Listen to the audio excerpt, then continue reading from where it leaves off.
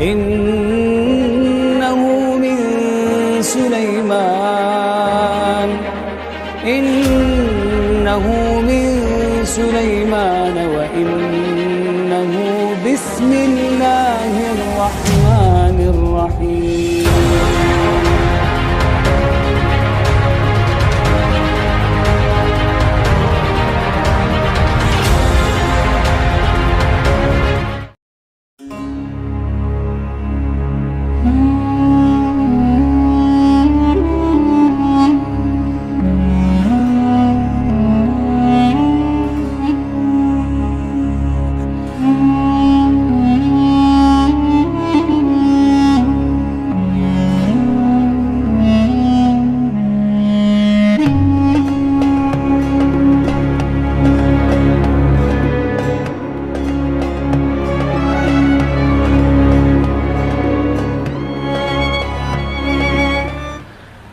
Pada malam hari ini kita akan membahas tentang satu tokoh besar yang merupakan tokoh madhab, dan madhabnya adalah madhab yang mayoritas di negeri kita, madhab Syafi'i yang didirikan oleh Al-Imam Asy-Syafi'i rahimahullahu ta'ala. Namun begitu banyak orang-orang yang menasabkan kepada madhab Syafi'i terkadang tidak kenal siapa Imam Syafi'i. Harusnya orang-orang yang menasabkan diri kepada sebuah madhab itu minimalnya dia harus kenal siapa Imam Syafi'i. Memang dalam waktu yang singkat tidak mungkin kita bisa menceritakan tentang sosok Imam Syafi'i ini, tapi minimalnya kita mengetahui secara global siapa sebenarnya sosok Imam Syafi'i rahimahullahu ta'ala ini. Ma'asyiral muslimin yang dimuliakan Allah subhanahu wa ta'ala, Imam Syafi'i ini ada kemiripan dengan beberapa imam yang lainnya. Di antaranya bahwa dia ditarbiyah oleh ibunya, karena Imam Syafi'i itu terlahir yatim, sama dengan Imam Ahmad. Dan rata-rata para imam mereka ditarbiyah oleh orang tuanya, maksudnya oleh ibunya, dan berhasil, sehingga Imam Syafi'i rahimahullahu ta'ala menjadi imam dunia. Keyatimannya tidak menghalangi dia untuk menguasai dunia. Lah Imam Syafi'i rahimahullahu ta'ala itu berjumpa nasabnya dengan nasab Nabi pada Abdul Manaf. Jadi Abdul Manaf itu memiliki beberapa anak. Salah satunya adalah Hashim dan juga Al-Muttalib. Kalau Nabi SAW itu nasabnya sampai kepada Hashim,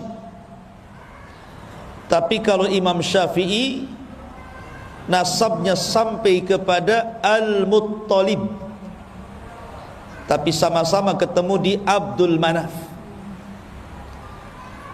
Artinya Imam Syafi'i itu masih ada kaitan dengan Alu Baiti Rasulillah sallallahu alaihi wasallam, masih masuk pada keluarga Nabi sallallahu alaihi wasallam, dan berjumpa di kakek buyutnya Rasul, Abdul Manaf. Akan tetapi walaupun Imam Syafi'i jalurnya sampai kepada Abdul Manaf, kita tidak mengenal bahwa dia seorang ahli bait. Yang kita kenal dia adalah seorang imam besar, imam cerdas, bahkan dikatakan mujaddidul ummah, pembaharu umat. Sampai-sampai ada ulama mengatakan bahwa Allah Subhanahu wa taala akan membangkitkan setiap 100 tahun sekali ada orang-orang yang memperbaharui agamanya. Maka 100 tahun pertama Allah bangkitkan Umar bin Abdul Aziz, dan 100 tahun kedua Allah bangkitkan Muhammad ibnu Idris, maksudnya Imam Syafi'i rahimahullahu ta'ala. Bagaimana kisahnya? Di mana lahirnya? Bagaimana belajarnya? Bagaimana pujian ulama kepadanya? Bagaimana dia menjadi alim ulama besar?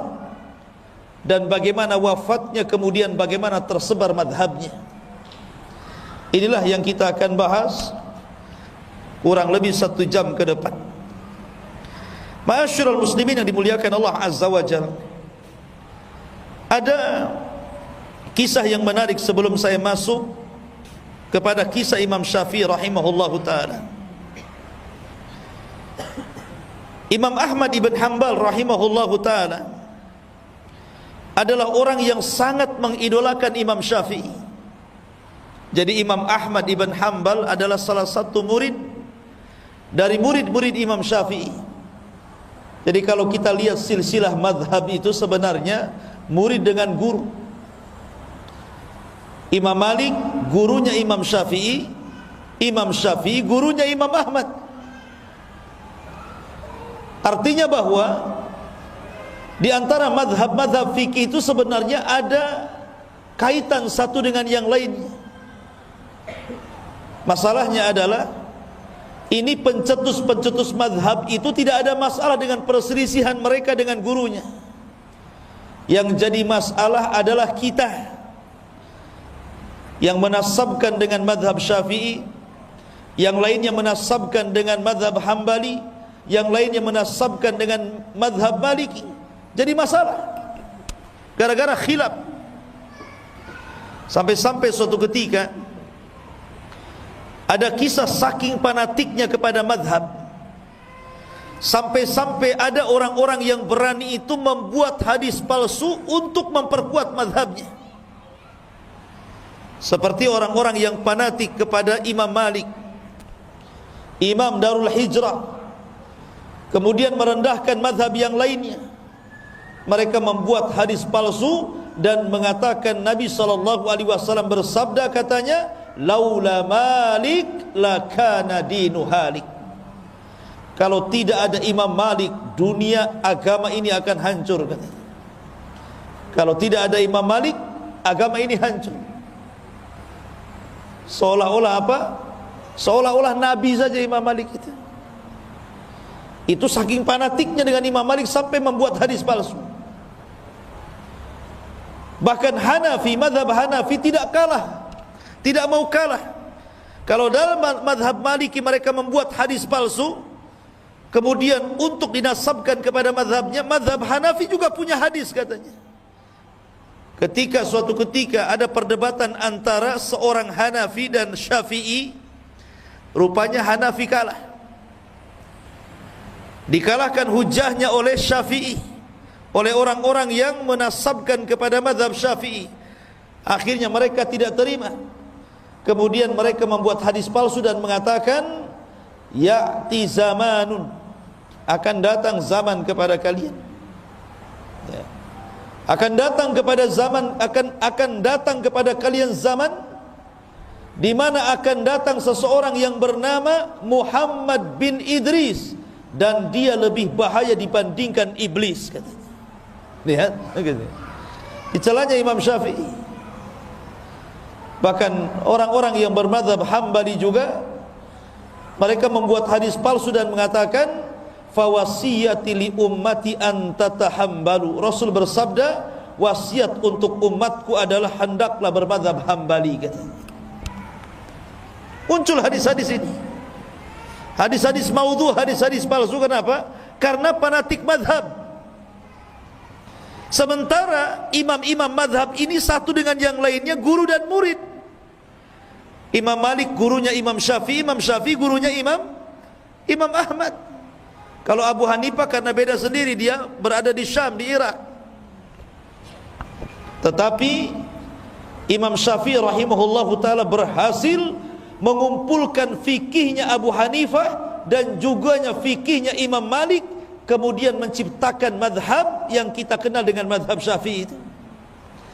menggabungkan dua madrasah, madrasah ahlu athar Imam Malik dan madrasah ahlur ra'i Abu Hanifah yang ada di Irak, karena cerdasnya Imam Syafi'i.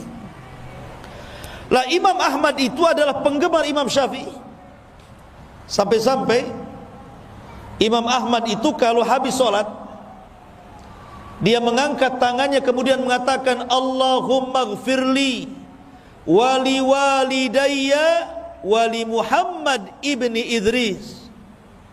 Ya Allah, ampuni dosaku, ampuni dosa kedua orang tuaku, dan ampuni dosanya Muhammad bin Idris. Siapa Muhammad bin Idris?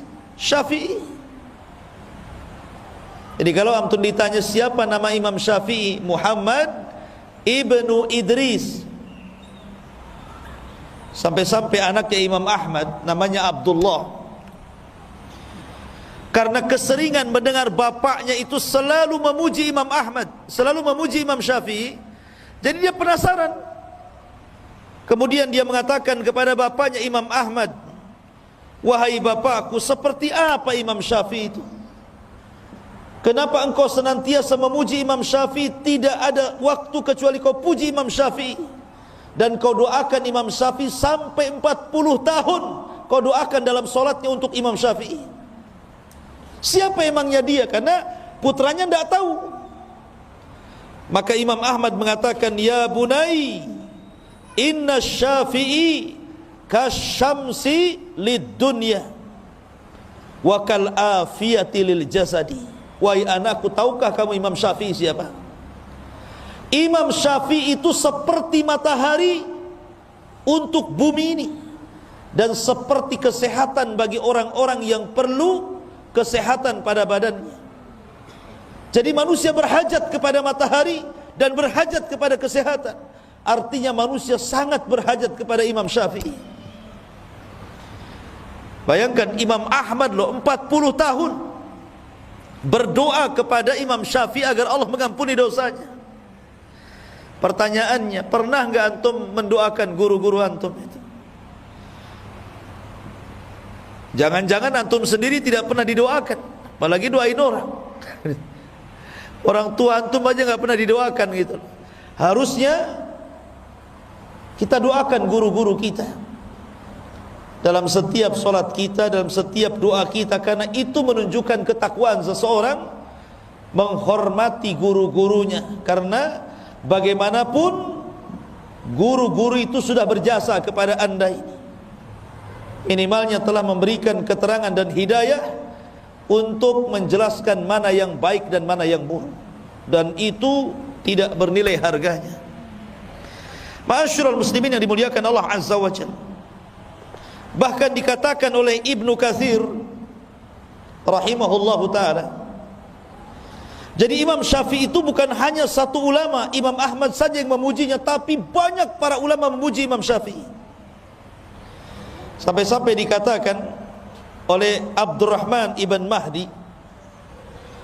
Abdurrahman ibn Mahdi dia seorang ulama besar yang ada di Baghdad, Irak. Dialah yang meminta kepada Imam Syafi'i untuk menulis sebuah kitab, namanya Kitab Usulul Fiqh. Dan itulah kitab pertama di dunia yang dikarang oleh Imam Syafi'i. Kalau ditanya siapa yang pertama kali mengarang kitab usul fikih, maka jawabannya adalah Muhammad bin Idris, Imam Syafi'i. Bayangkan, makanya dikatakan mujaddid. Karena seseorang tidak akan paham fikih kalau dia tidak belajar usulnya. Makanya ulama mengatakan, man harumal usul harumal wusul. Siapa yang diharamkan tidak paham dengan usul, maka tidak akan sampai ke tujuan, kata ulama. Karena orang bisa mengambil istinbat hukum dari Quran dan sunnah itu karena paham usul fikih. Dan tidak ada yang meletakkan usul fikih pertama kali kecuali Imam Syafi'i. Atas siapa? Atas permintaan Abdurrahman ibnu Mahdi, seorang alim ulama Baghdad. Jadi Abdurrahman ibn Mahdi ini mengirim surat. Ketika itu Imam Syafi'i berada di Mekah agar menuliskan untuk dia satu risalah berbentuk usul fikih. Maka ditulis oleh Imam Syafi'i itu bagaimana caranya pengambilan istinbat hukum dari Quran dan Sunnah untuk masalah fikih. Kemudian setelah selesai, kitabnya disebut Ar-Risalah. Kemudian dihantar ke Baghdad. Ketika buku itu sampai di Baghdad, semua ulama-ulama Baghdad takjub dengan buku itu, memuji Imam Syafi'i. Kenapa? Karena belum pernah ada ulama yang mengarang buku seperti itu, mencerdaskan orang, sehingga orang memudahkan untuk istinbat hukum dari Quran dan Sunnah dalam masalah fikih. Makanya dia dikatakan pembaharu umat karena dia yang pertama kali meletakkan ilmu usul fikih, Imam Syafi'i ini. Sehingga kita orang-orang setelahnya memudahkan untuk memahami tentang hukum-hukum dalam fikih dengan pahamnya usul fikih itu. Ma'asyiral muslimin yang dimuliakan Allah Azza wa Jalla, apa kata Imam Abdurrahman Al-Mahdi rahimahullahu ta'ala? Dia mengatakan, kata Abdurrahman ibn Mahdi, demi Allah, aku tidak pernah melihat orang yang paling berakal melebihi Imam Syafi'i. Dia manusia yang ajaib dan cerdas. Ma'asyiral muslimin yang dimuliakan Allah Azza wa Jalla, dan banyak lagi pujian nanti kita akhirkan. Kita masuk pada sejarah pertama. Di mana Imam Syafi'i dilahirkan? Imam Syafi'i dilahirkan, ada yang mengatakan di Gaza. Kita kenal ada namanya jalur Gaza. Di mana? Palestina. Ada yang mengatakan dia dilahirkan di Asqalan. Makanya ada ulama namanya Al-Hafidh Ibnu Hajar Al-Asqalani. Asqalan, di mana Asqalan? Masih di Palestina. Jadi ada yang mengatakan di Gaza, ada yang mengatakan di Asqalan, intinya Palestina lah. Jadi Imam Syafi'i dilahirkan di mana? Di Palestina. Lahir pada tahun 150 Hijriah dan wafat pada tahun 204 Hijriah. Berarti berapa usia Imam Syafi'i? 53 kan? Kurang lebih 53 ya. Dia lahir tahun 150 Hijriah, wafat tahun 204 Hijriah. Siapa yang bisa ngitung? 80? 54? 54 tahun. Ya, kurang lebih 54 tahun. Artinya waktunya muda kan, 54 tahun kan masih muda tuh. Karena usia umat Nabi SAW berapa? Berkisar 60 tahun sampai 70 tahun saja kan. Artinya Imam Syafi'i itu masih muda meninggal itu. Tapi karyanya luar biasa. Bahkan pemikiran madhabnya sampai mempengaruhi seantero dunia, sampai ke negeri kita. Negeri kita ini mayoritas Syafi'i. Bayangkan usia yang sangat muda, tapi madhabnya bisa menyebar ke seantero dunia. Lah kebetulan di tahun kelahiran Imam Syafi'i itu adalah hari wafatnya Abu Hanifah. Jadi Abu Hanifah itu wafat pada tahun 150 Hijriah, tepat dengan lahirnya Imam Syafi'i di tahun 150 Hijriah. Jadi Abu Hanifah wafat, lahir Imam Syafi'i. Seolah-olah Allah Subhanahu wa ta'ala ingin menggantikan dengan wafatnya Abu Hanifah, lahirnya imam yang menggantikan Abu Hanifah, Imam Syafi'i Muhammad Ibn Idris rahimahullahu ta'ala. Lah ketika usia Imam Syafi'i ini 2 tahun, meninggal ayahnya. Masih muda ayahnya sudah meninggal. Akhirnya kemudian ibundanya membawa Imam Syafi'i yang ketika itu usianya 2 tahun dari Palestina, dibawa ke Mekah. Kemudian ditarbiyah oleh ibunya.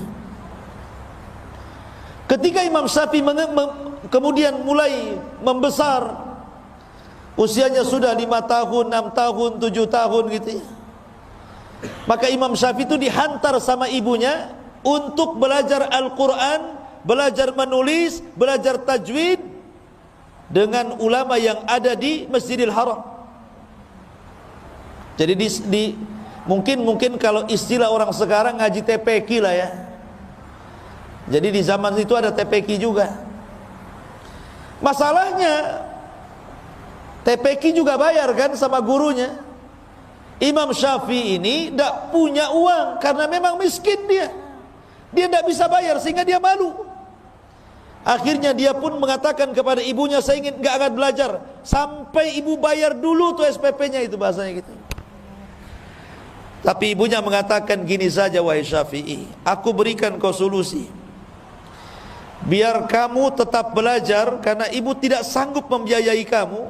Sudah gini saja, kalau ada syekh sedang ngajari anak orang kaya, kamu pura-pura duduk dekat dia, jangan ketahuan gurumu. Nanti apa yang diajarkan kau tangkap, kau hafal. Jadi kalau saya lagi ngajar anak-anak, nanti antum di situ duduk pura-pura dengerin gitu. Kata ibunya, apapun yang dikatakan gurunya kepada anak orang kaya itu, kau tangkap, kau hafal katanya. Betul dia nurut dengan ibunya, subhanallah, berikan kecerdasan kepada Imam Syafi'i.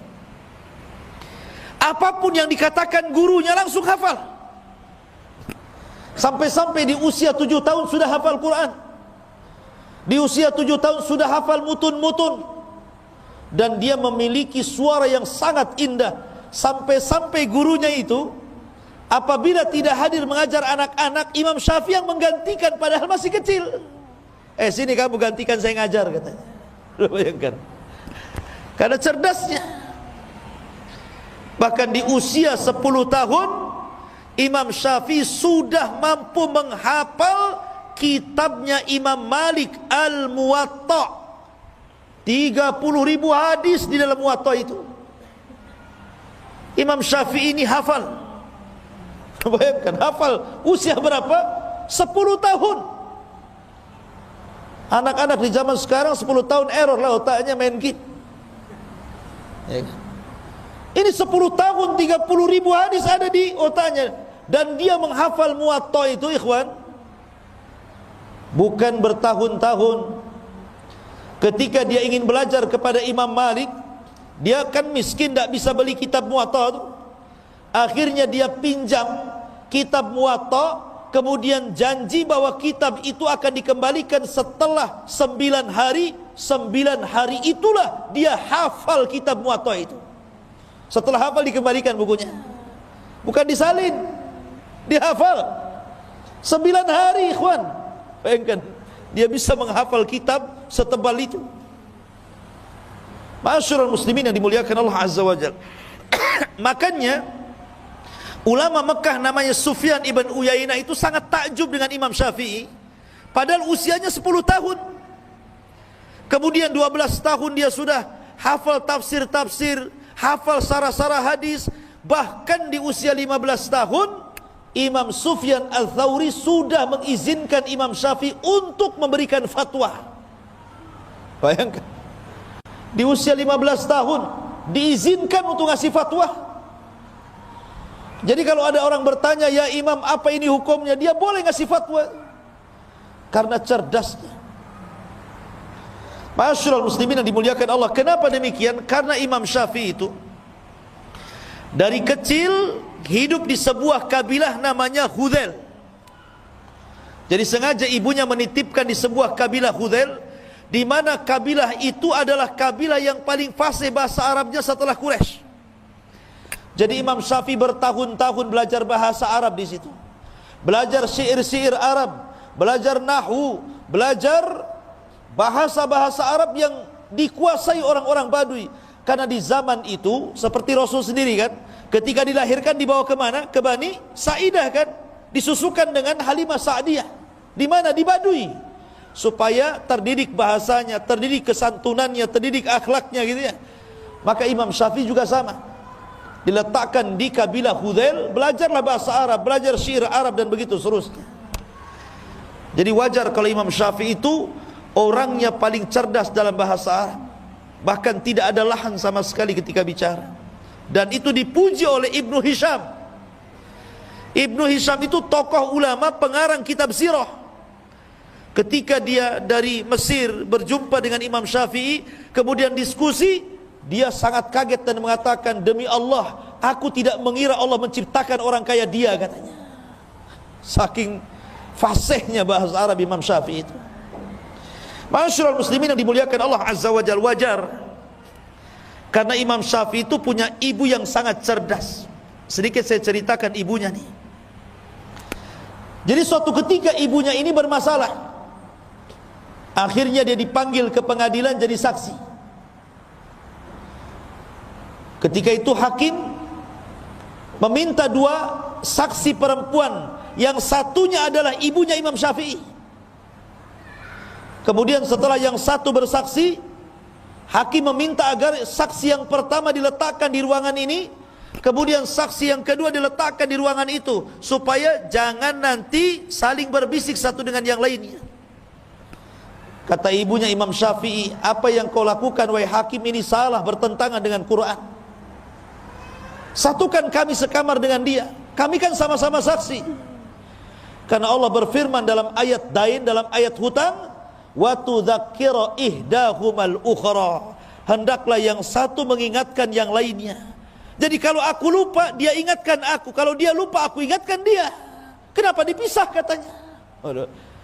Katanya Al-Hafidh Ibnu Hajar, lihat, ibunya Imam Syafi'i saja cerdas mengambil istimbat sebuah hukum, ya wajar anaknya cerdas.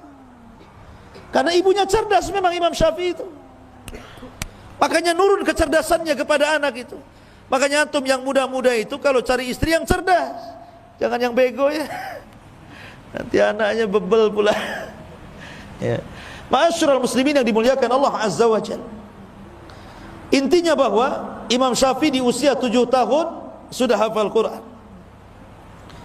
Kemudian setelah kemudian dia belajar bahasa, kemudian sudah diizinkan untuk memberi fatwa itu di Mekah oleh Sufyan ibn Uyainah.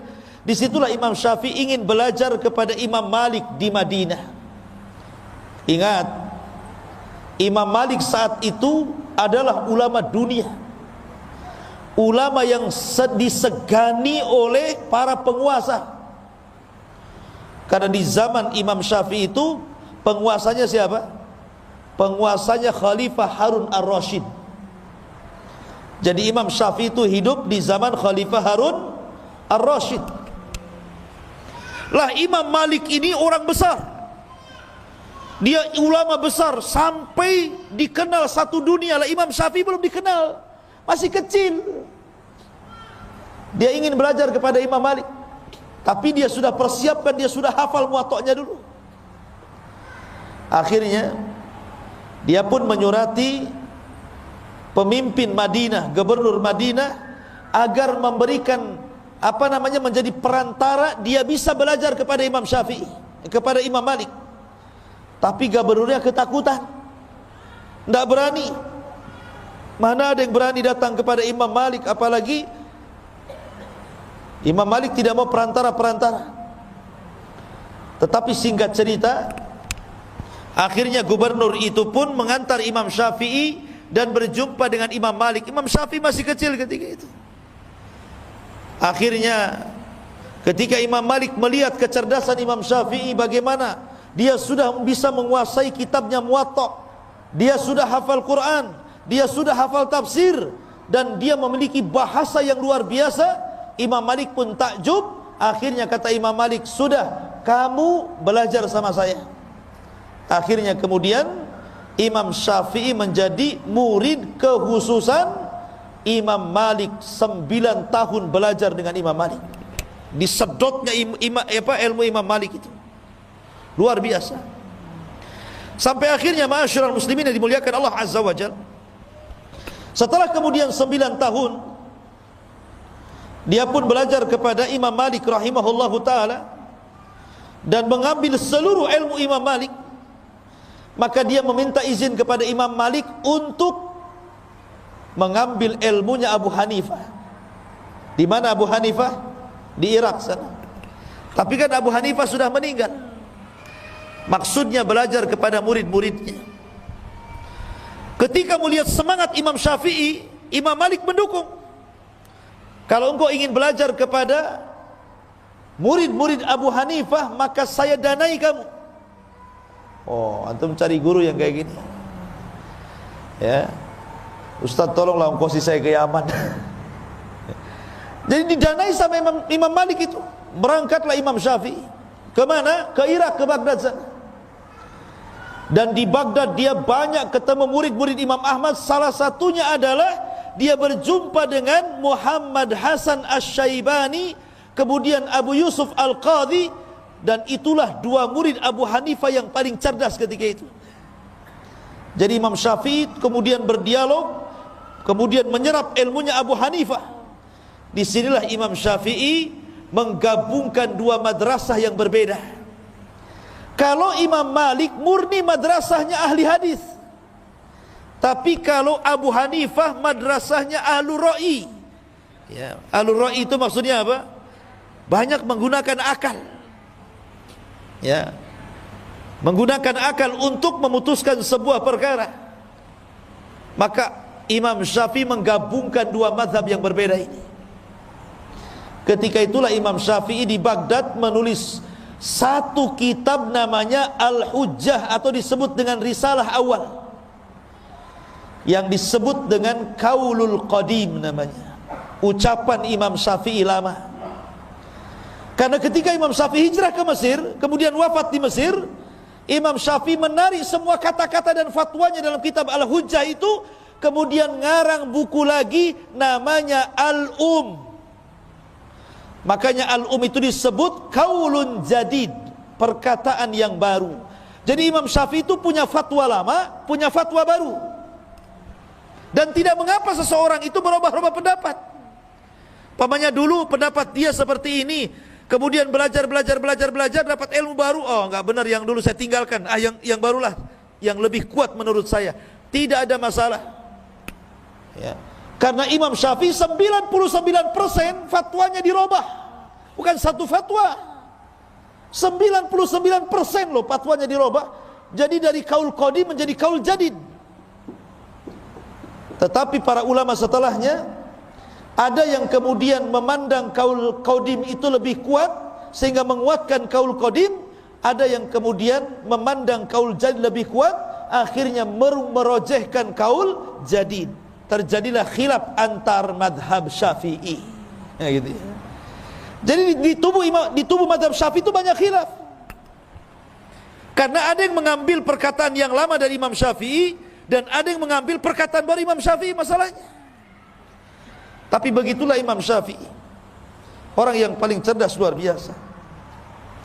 Jadi ketika Imam Syafi'i kemudian ke Baghdad, kemudian menyerap ilmunya orang-orang Baghdad dan mampu menguasai fikihnya Hanafi, kemudian dia akhirnya pulang lagi ke Mekah, ke Madinah.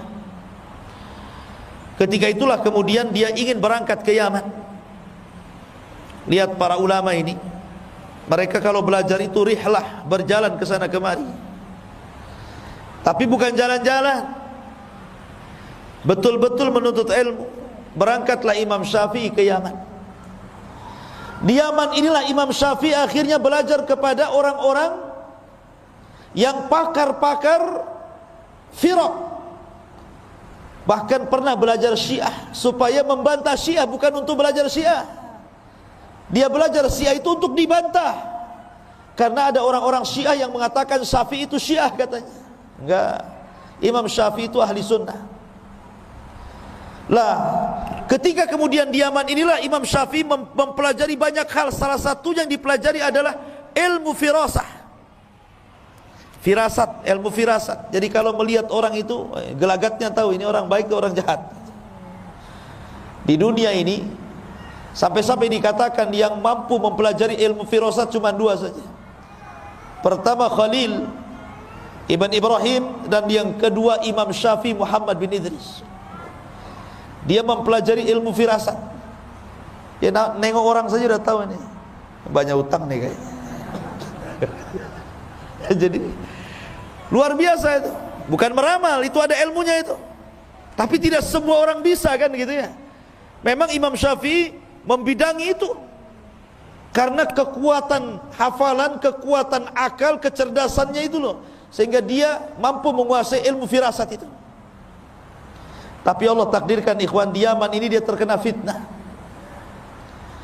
di mana Imam Syafi'i difitnah oleh gubernur yang ada di Yaman, bahwa dia hendak memberontak kepada Khalifah Harun ar-Rasyid karena hasadnya. Para ulama-ulama sesat melaporkan kepada penguasa Yaman, kemudian akhirnya Imam Syafi'i ditangkap dengan beberapa ulama yang lainnya, kemudian dibawa ke Baghdad, dihadapkan kepada Khalifah Harun ar-Rasyid. Subhanallah, teman-temannya mati dipenggal. Ketika giliran Imam Syafi'i ini, wahai Syafi'i, Anda masuk sini. Kemudian Khalifah bertanya, betul kau akan memberontak kepada diriku? Maka Imam Syafi'i menjelaskan bahwa tuduhan itu tidak benar. Bahkan Imam Syafi'i harus masuk penjara dan disiksa di penjara. Tapi kemudian setelah mendengarkan dialog dan mengatakan, tidak mungkin aku memberontak kepadamu wahai Khalifah. Kemudian dia mengatakan bahwa diriku ini hafal Quran, hafal tafsir, hafal hadis, hafal mutun. Disebutkan penguasaan dia tentang ilmu agama. Lah, Harun ar-Rasyid ini ulama juga walaupun dia khalifah. Karena Harun ar-Rasyid itu belajar kepada Imam Zuhri, belajar kepada ulama-ulama yang lain, sehingga Harun ar-Rasyid itu mengumpulkan dua keutamaan: pertama khalifah, yang kedua ulama. Akhirnya kemudian ditanyalah Imam Syafi'i, apa pengetahuanmu tentang Quran, tentang hadis, tentang ini, tentang itu? Dijawab semuanya, termasuk tentang nasab. Imam Syafi'i paling tahu ya. Lah ketika itulah maka Imam Syafi'i, lah ketika persidangan itu ada Muhammad Hasan Asy-Syaibani yang suka diajak berdebat dengan Imam Syafi'i dan diambil ilmunya. Kemudian Imam Syafi'i menunjuk, sesungguhnya yang tahu diriku adalah dia, maksudnya Muhammad Hasan Asy-Syaibani. Kemudian Muhammad Hasan Asy-Syaibani mengatakan kepada Khalifah, ya, saya tidak yakin kalau tuduhan itu ada pada orang itu, maksudnya Imam Syafi'i. Akhirnya Khalifah Harun ar-Rasyid melepaskan Imam Syafi'i. Jadi ulama itu ada saja ujiannya, ikhwannya. Masuk penjara, dipanggil khalifah, kemudian diancam untuk dibunuh ya. Itulah para ulama. Ma'asyiral muslimin yang dimuliakan Allah Azza wa Jalla. Kemudian setelah Imam Syafi'i, beliau ke Yaman dan belajar berbagai macam ilmu. Maka kemudian Imam Syafi'i pun kembali ke Mekah dan sempat kemudian memberikan fatwa di sana. Tapi kemudian setelah itu Imam Syafi'i kemudian safar lagi ke Mesir, dan itu ketika mendekati usia 50 tahun. Dia ke Mesir. Di Mesir inilah dia mengarang kitab itu. Yang menarik, perkataan lamanya dalam kitab Al-Hujjah ditarik semuanya, kemudian mengarang satu kitab dan hanya 5 tahun di Mesir. Akhirnya Imam Syafi'i pun meninggal dunia di Mesir. Itulah sejarah singkat Imam Syafi'i. Baik, kita akan membahas beberapa akhlak, ketakwaan dan keajaiban Imam Syafi'i. Ma'asyiral muslimin yang dimuliakan Allah Subhanahu wa taala. Imam Syafi'i ini dikenal ketakwaannya. Suatu ketika berkumpullah Imam Syafi'i, kemudian Sufyan ibn Uyainah, kemudian para ulama yang lain di hadapan Khalifah Harun ar-Rasyid. Ketika itu Harun ar-Rasyid meminta agar salah satu ulama itu memberikan nasihat. Cobalah kalian memberikan nasihat. Bentar ya, kok makin kecil saja suaranya, tambah habis baterainya. Lah ketika itu kemudian Khalifah meminta Imam Syafi'i memberikan nasihat, tapi Imam Syafi'i tidak mau. Kenapa? Karena ada gurunya Sufyan ibn Uyainah. Kata Sufyan ibn Uyainah, yang lain saja. Begitulah ulama, kalau disuruh itu melempar-lempar juga ya. Kamu saja, kamu saja. Sampai-sampai ada cerita, ini ada ustad-ustad di Jawa ini. Ditanya, Pak Ustad ini hukumnya apa? Kata ustad ini ikiae katanya. Tahu ikiae? Ini saja. Yang satunya ikiae katanya. Terakhir jawab, oh itu kiai katanya. Itulah nama kiai itu diambil dari ikiae itu. Kan gitu. Ma'asyiral muslimin, enggak, ini canda. Jadi akhirnya kemudian karena tidak ada yang yang berbicara untuk memberikan nasihat, akhirnya Harun ar-Rasyid dia yang kemudian memberikan nasihat. Kemudian dia bacakan ayat-ayat, kemudian dia bacakan hadis-hadis Nabi SAW dan perkataan para sahabat Rasul. Subhanallah, Imam Syafi'i ini dikenal kalau dinasihati dia menangis kemudian pingsan. Jadi kalau dia mendapatkan nasihat yang menyentuh itu, langsung menangis kemudian pingsan. Sampai-sampai ketika Harun ar-Rasyid kemudian memberikan nasihat, tahu-tahu Imam Syafi'i nangis kemudian pingsan, langsung berhenti dia. Dan orang-orang mengatakan, apakah dia mati katanya? Apakah dia mati katanya kan? Rupanya dia hanya pingsan saja. Sampai seperti itu orang mendengar nasihat nangis kemudian pingsan. Ini kalau tidak bersumber dari hati yang ikhlas, tidak mungkin seperti itu. Kemudian kisah yang kedua, suatu ketika Imam Syafi'i ini sakit. Ada muridnya namanya Rabi ibn Sulaiman. Rabi ibn Sulaiman salah satu dari alim Baghdad, berziarah kepada Imam Syafi'i, gurunya ketika itu sedang sakit. Ketika sampai saja di rumah Imam Syafi'i lagi terbaring itu lemas. Akhirnya kemudian kata Rabi ibn Sulaiman, dia pun mendoakan Imam Syafi'i dan mengatakan, qawwallahu dha'faka ya imam, qawwallahu dha'faka ya imam. Kalimat qawwallahu dha'faka ya imam itu memiliki dua makna. Makna yang pertama, qawwa itu artinya semoga Allah menguatkan kelemahanmu hai imam, maknanya dihilangkan penyakitnya. Tapi makna yang kedua, maksudnya menguatkan kelemahannya sehingga makin lemah lagi, kan begitu ya. Kalimat itu kan ada dua makna ya, semoga Allah menguatkan kelemahanmu. Ini bisa diartikan maksudnya lemahnya itu supaya lebih lemah lagi, ataukah supaya lemahnya dihilangkan, kan begitu ya. Kalimat itu kan. Jadi Imam Syafi'i tersenyumlah. Kamu mengatakan qawallahu dha'fi idzan qatalani. Kalau engkau mengucapkan seperti itu, sama aja kau bunuh aku katanya. Katanya kan itu. Karena apa? Imam Syafi'i guyon sebenarnya. Dia paham tak mungkinlah Rabi ibn Sulaiman itu maksudnya kalimat qawallahu dha'fak itu supaya ditambah kelemahannya. Imam Syafi'i gurunya. Tapi karena ada dua kalimat, ada satu kalimat memiliki dua makna, Imam Syafi'i masih bercanda ketika sakit itu. Idzan qatalani. Kalau kau ngomong begitu, kau hendak membunuhku ya, supaya kelemahanku bertambah. Tapi Imam Syafi'i mengatakan tidak ya, saya yakin dengan dirimu wahai Rabi, sekalipun engkau mencelaku, kata Imam Syafi'i, lau sabbabtani la alimtu anta la taqsuduni. Sekalipun kau mencelaku, saya yakin kau tidak bermaksud untuk mencela kepada aku. Begitu. Lihat bagaimana husnudzonnya. Husnudzonnya kepada manusia. Kalau ada yang mencela dirinya, oh itu mungkin karena lagi marah. Kalau ada yang menghina kita, oh mungkin dia lagi ada masalah. Oh, dikasih uzur gitu. Itulah Imam Syafi'i. Kalau kita enggak, ada orang mandang kita, langsung kita ini sewot. Ngapain pandang-pandang? Padahal enggak ngomong tuh. Baru pandangan saja sudah sewot. Apa kau katanya? Oh, bahasa Medan pula keluar. Ya. Ma'asyiral muslimin yang dimuliakan Allah Azza wa Jalla. Kemudian yang ketiga, kisah perdebatan antara Yunus As-Sadafi dengan Imam Syafi'i. Ini guru murid sebenarnya ini. Biasa orang dulu itu murid berdebat dengan gurunya. Jadi Yunus As-Sadafi atau Ibn Abdul A'la ini bermasalah dengan Imam Syafi'i ini, berdebat gitu sangat sengit sampai keduanya mengangkat suaranya saking kencangnya gitu.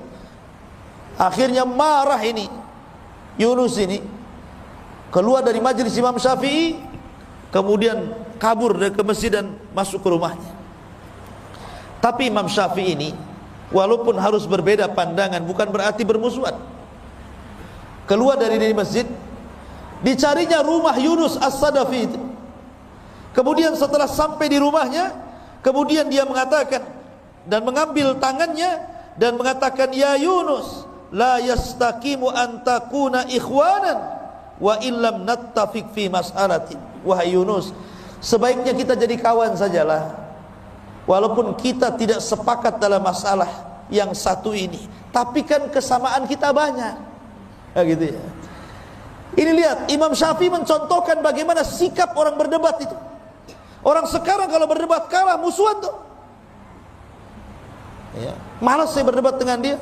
Gitu. Sudah tidak ada kawan lagi. Bahkan kalau sampai berdebat itu sampai membidah-bidahkan tuh. Itu ahli bid'ah itu. Itu hizbi itu. Itu hati-hati itu. Ya, itu jangan ke situ tuh. Sampai seperti itu. Kadang-kadang sesama orang ngaji itu berdebat seperti itu kan. Gara-gara ngaji sama ustaz ini gak boleh ngaji sama ustaz itu katanya. Ya, segitu piciknya otak itu. Imam Syafi'i loh ya, dia ngalah datang ke muridnya, sudahlah kita berkawan saja walaupun beda masalah. Kan enak itu kalau ngomong begitu. Ya. Ma'asyiral muslimin yang dimuliakan Allah Azza wa Jalla. Kemudian juga kisah yang lainnya. Tapi kisah ini ada yang mengatakan lemah, dilemahkan para ulama, tapi enggak apa-apa kita kisahkan. Jadi karena Imam Syafi'i itu selalu dipuji-puji Imam Ahmad, sampai anak perempuan Imam Ahmad itu setiap hari mendapatkan dongeng dari Imam Ahmad tentang sosok Imam Syafi'i. Jadi hayalannya itu akhirnya pengen ketemu. Kok bapakku ini selalu memuji Imam Syafi'i ini. Akhirnya terhayalkan, kapan jumpa dengan Imam Syafi'i, kapan jumpa dengan Imam Syafi'i. Allah takdirkan, Masya Allah, di musim Saif, Imam Syafi'i itu kebetulan safar dari Mekah ke Baghdad, dan rumah Imam Ahmad itu di Baghdad. Dan qadarullah ketika itu Imam Syafi'i sedang sakit panas, bukan kena corona. Ya sakit demam, diikat kepalanya. Ya. Kemudian mampir pula di rumah Imam Ahmad. Wow, Imam Ahmad senang. Kenapa? Karena anak-anaknya selalu bercerita tentang Imam Syafi'i. Imam Ahmad ingin kenalkan, ini loh orang yang selalu aku ceritakan kepada kalian, gitu maksudnya. Wow, senang anak-anaknya yang selama ini mereka penasaran ceritanya Imam Syafi'i itu diceritakan Imam Ahmad, rupanya orangnya datang, kan bahagia. Tapi kebahagiaan itu kemudian menjadi kekecewaan ketika salah satu putri Imam Ahmad ini memperhatikan ibadahnya Imam Syafi'i karena ingin menirunya. Seperti apa sih hebatnya orang ini? Kenapa bapakku sampai mengalem-ngalem dia? Mulailah malam hari. Awalnya datang Imam Syafi'i, tentu namanya tamu kan dijamu tuh. Kasih makan enak. Sekali makan habis makanannya, satu meja. Jadi ditengokin saja sama anaknya. Wah, banyak makannya nih Imam ini kan. Gitu. Kemudian habis makan dia jilat-jilati tangannya. Kemudian dia perhatikan cara makannya. Kenapa dia cara makannya tidak pakai sunnah Nabi? Sunnah Nabi kan 3 jari. Ini main kerewek 5 jari nih. Ya. Harusnya kan seorang imam itu pakai 3 jari, makan sedikit. Ini habis satu meja. Mulai dia bertanya-tanya ini Syafi'i ke bukan Syafi'i katanya. Akhirnya malam harinya ditengok lagi, nggak ada pun sholat malam dia. Tak tahajud, tak witir, tidur aja gulang-guling gitu. Sampai subuh. Ya. Kata anaknya, macam mana betul tak Imam Syafi'i? Kalau imam kan harus sholat malam, tahajud gitu ya. Anehnya lagi yang ketiga, ketika Imam Ahmad bangun di waktu subuh, ngajak Imam Syafi'i sholat subuh tidak wudu lagi, bayangkan. Makin stres anaknya ini. Ini jangan-jangan Imam Syafi'i KW ini. Ya. Ma'asyiral muslimin yang dimuliakan Allah Azza wa Jalla, penasaranlah anaknya ini. Kemudian manggil bapaknya Imam Ahmad. Wahai Abi, betul tak Imam Syafi'i itu? Kata Imam Ahmad, iya dia itu Imam Syafi'i. Dialah orang yang suka aku puji-puji, aku doakan 40 tahun. Dialah orangnya. Kata anak putrinya begini, wahai bapakku, saya punya 3 soalan. Pertama, saya perhatikan cara makan dia, sudah tidak pakai sunnah, habis pula satu meja. Kemudian yang kedua, kok enggak pernah sholat malam. Aku perhatikan dia enggak witir, enggak tahajud, enggak ada apa-apa, tidur aja kerjanya. Kemudian ketika saya perhatikan dia pulang dari rumah, itu air yang kau sediakan wahai bapakku untuk berwudu disentuh pun tidak, langsung ke masjid dia. Sebenarnya ada apa ini? Akhirnya Imam Ahmad juga penasaran, ingin tanya juga sama Imam Syafi'i pertanyaan 3 perkara dari anak ini. Mulailah kemudian Imam Syafi'i ditanya tentang 3 soalan dari anaknya itu. Imam Syafi'i ini orang cerdas ya, dia ada jawabannya. Kalau antum di posisi Imam Syafi'i malu, memang antum seperti itu. Gitu ya. Tapi Imam Syafi'i mengatakan, ya Ahmad, haddatsana Rasulullah sallallahu alaihi wa haddatsana fulan qala haddatsana fulan qala Rasulullah sallallahu alaihi wasallam. Kemudian dia membacakan, adapun kenapa saya makan, saya habiskan semuanya itu, karena Rasulullah bersabda, ta'amul qurama dawa wa ta'amul bukhala daun, katanya. Karena makanan orang yang ikhlas itu, makanan orang yang dermawan itu pasti jadi obat. Makanya mumpung ini obat, ku makan semua. Kan aku lagi sakit kemarin itu, lagi demam, tapi bukan kena corona, sekali lagi. Ya. Setelah saya makan habis makananmu, alhamdulillah, hilang demam saya, katanya. Hilang demam saya. Ta'amul qurama dawa, bahwa makanan yang diberikan orang yang dermawan, orang ikhlas pasti jadi obat. Tapi makanan yang diberikan orang bakhil, hati-hati jadi penyakit. Hati-hati jadi penyakit. Makanya kalau antum punya kawan bakhil ditraktir jangan mau, pulang mencret. Iya.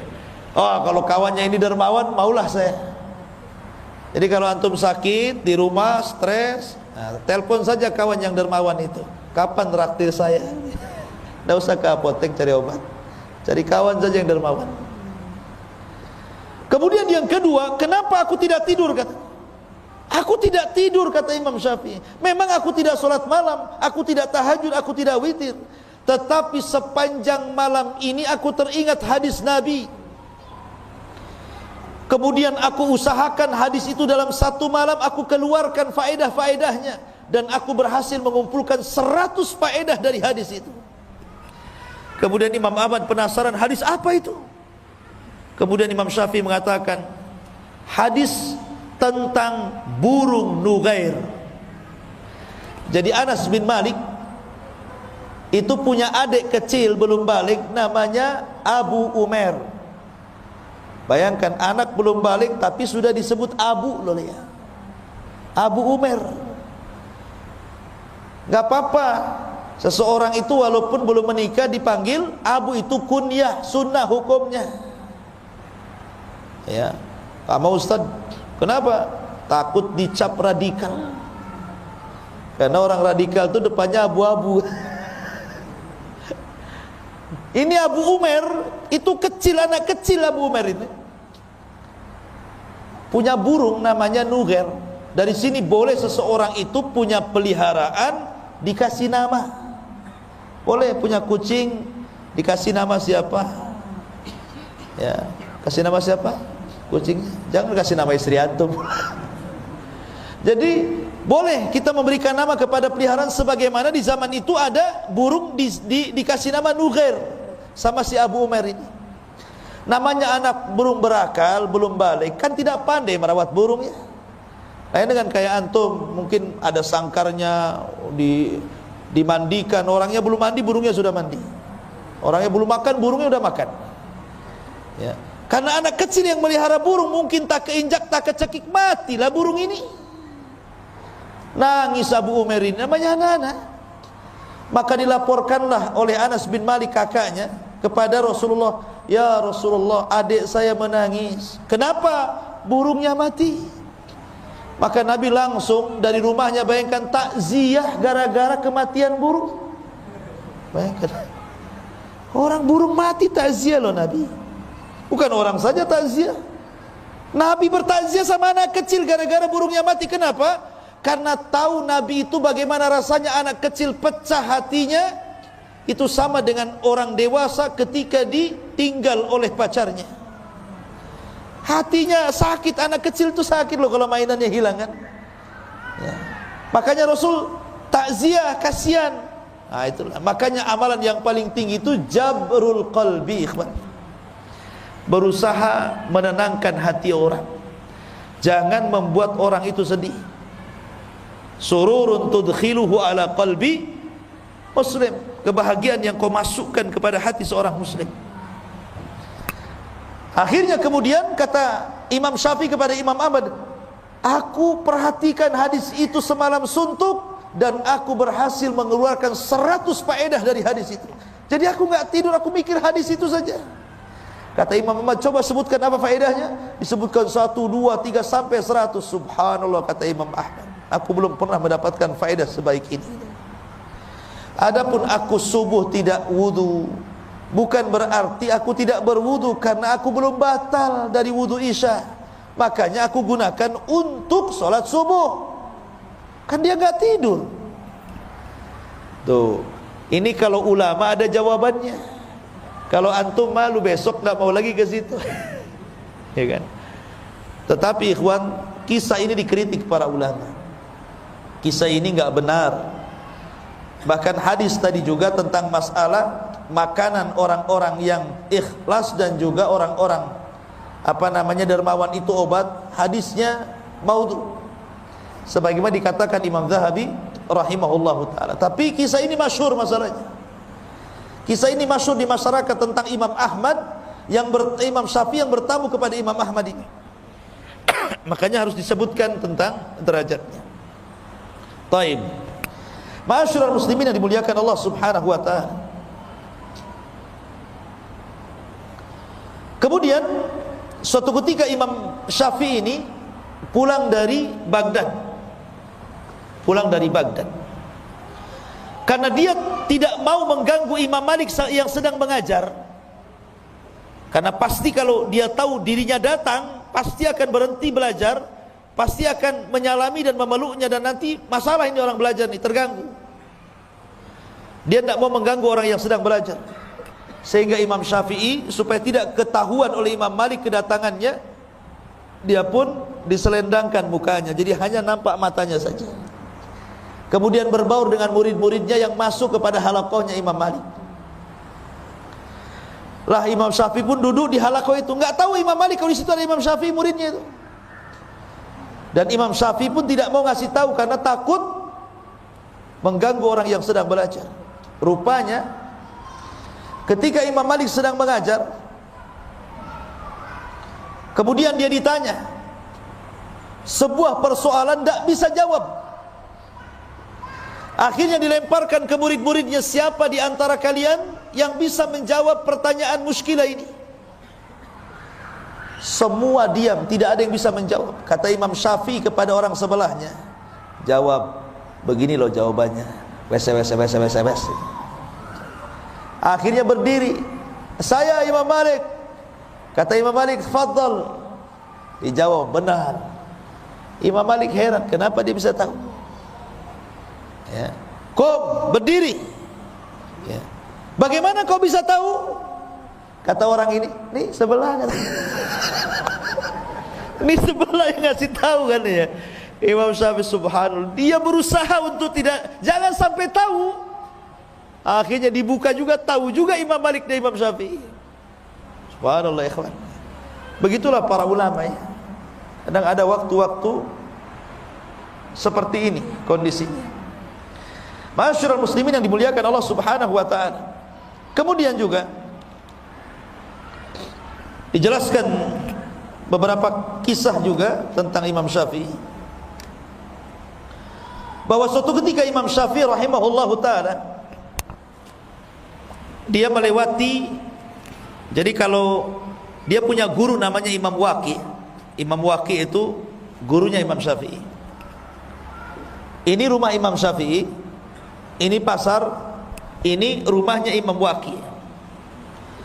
Jadi kalau seandainya Imam Syafi'i kemudian mencari ilmu kepada Imam Waqi itu harus berjalan persis di depan pasar, sehingga akhirnya mengurangi hafalannya.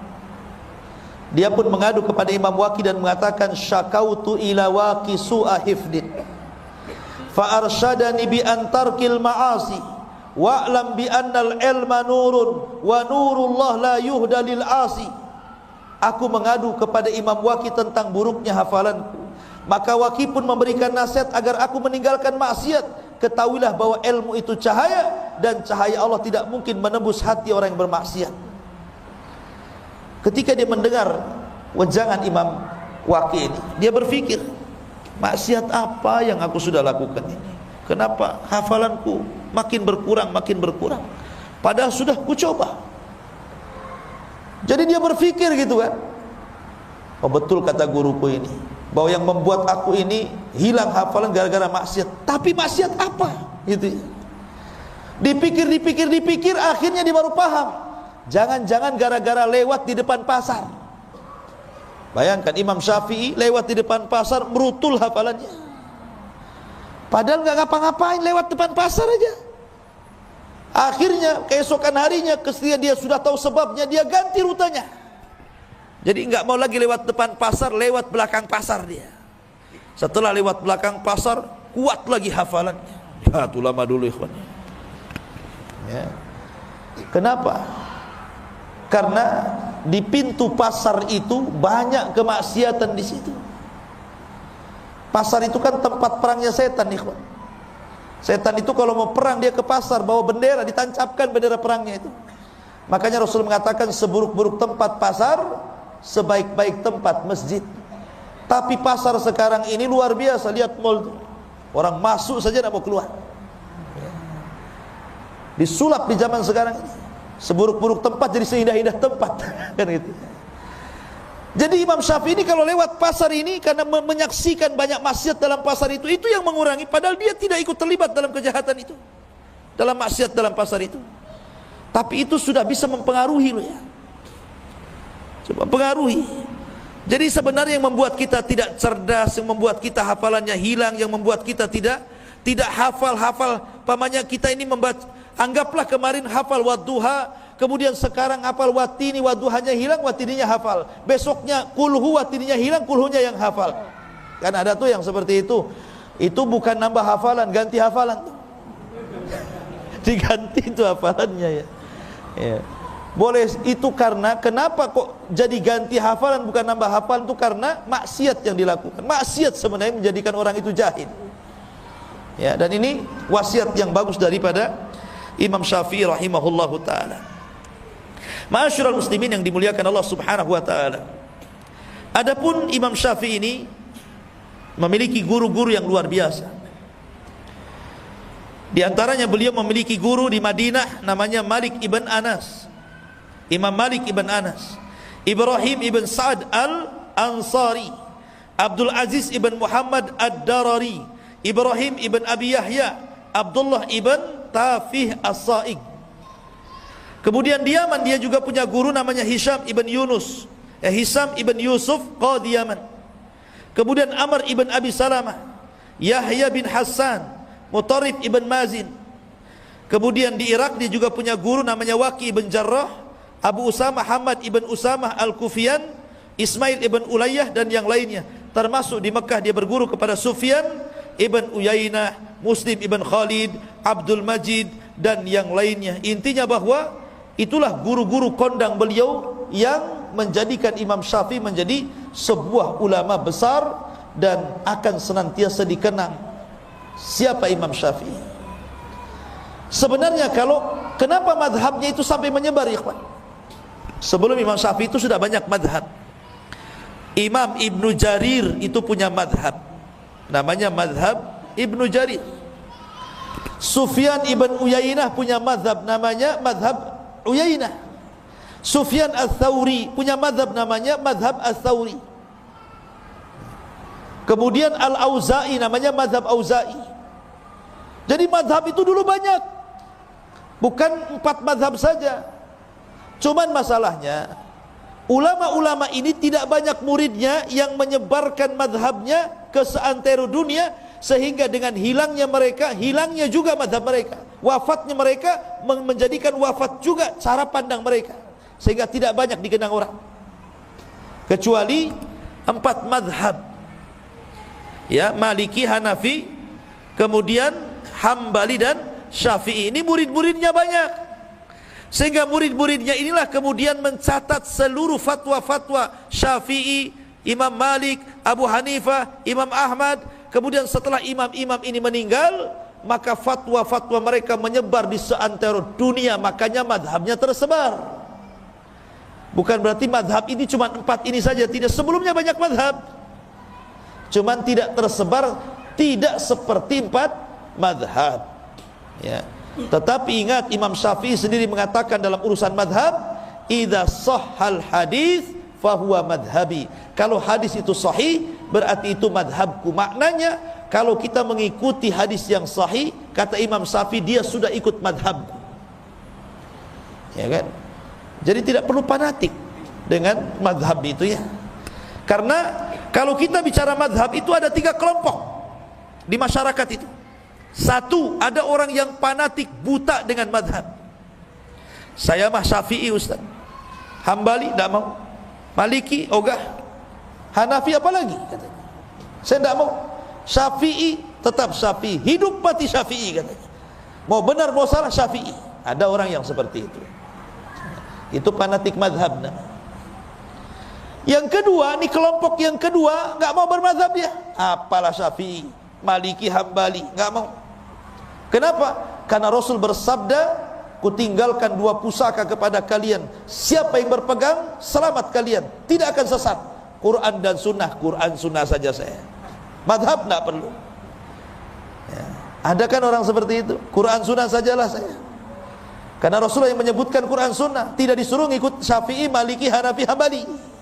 Ada orang yang tidak perlu madhab, tidak perlu saya madhab. Kelompok yang ketiga ini tengah-tengah. Dia tidak melepaskan madhab dan tidak juga fanatik madhab. Mana-mana yang benar dari madhab itu, umpamanya kebenaran ada dalam Syafi'i, saya Syafi'i. Kebenaran dalam Hambali, saya Hambali. Kebenaran ada pada Maliki, saya Maliki. Kebenaran pada Abu Hanifah, saya Hanafi. Mana-mana yang benar, itulah yang dipilih. Dan harusnya ambil yang terakhir ini pendapat kita, supaya tidak fanatik madhab, ya. Karena masing-masing ulama itu kan punya keistimewaannya. Sekarang kalau seandainya orang yang tidak mau bermadhab ini, Quran sunnah saja, saya katakan, gimana kau caranya memahami Quran dan sunnah kalau tanpa ulama? Justru dengan adanya madhab itu kita tertolong. Jadi kita paham maksud Quran, maksud hadis. Ini loh ulama yang paling paham, karena ulama itu warasatul anbiya. Tetap kita butuh ulama untuk memahami itu, karena kita bukan siapa-siapa. Tapi kita juga jangan sampai fanatik, karena mereka bukan nabi. Ulama itu tidak maksum, yang maksum itu nabi. Makanya ambil yang benar, campakkan yang salah. Itulah seruan dan slogan mereka semuanya. Seperti Imam Syafi'i mengatakan, apabila kau dapati dalam bukuku menyelisih Al-Quran dan Sunnah, tinggalkan. Tetapi yang sesuai dengan Quran dan Sunnah ambil. Itu kata-kata Imam Syafi'i itu, ya. Maka kita ambil yang sesuai dengan Al-Quran dan Sunnah, dan kita tinggalkan yang tidak sesuai, selesai, ya kan? Jadi tidak perlu lagi kita sibuk. Anda bermadhab, bermadhab, tapi semua madhab gitu ya. Ustaz, saya mau Syafi'i saja, enggak apa-apa. Antum Syafi'i saja, enggak dilarang. Tapi kalau yang jelek, artinya jangan mengikuti semuanya. Karena tidak semua perkataan Syafi'i kan benar, kan namanya manusia pasti salah kan begitu.